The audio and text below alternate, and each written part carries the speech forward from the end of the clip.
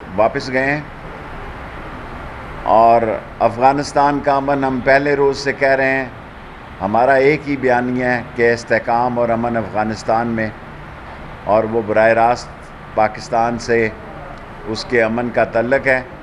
और वज़ीर आज़म पाकिस्तान इमरान ख़ान साहब ने बहुत वाज़े तौर पर ताजिकिस्तान में कहा कि वो अफ़गानिस्तान में मखलूत हुकूमत बनाने की भरपूर कोशिश करेंगे।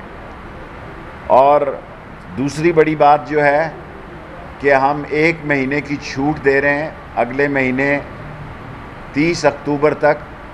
जिनके 2 पासपोर्ट हैं, जिनके 2 आईडी कार्ड हैं, वो अपने, और जिनकी एग्ज़िट, जिनका वीज़ा ओवर हो चुका है और वो बहुत अरसे से छुपे बैठे हैं, तमाम लोगों को कैबिनेट में समरी भेज रहे हैं कि 30 अक्टूबर तक या 31 अक्टूबर तक उनको छूट दे दी जाए कि वो जौन सा शनाख्ती कार्ड जो है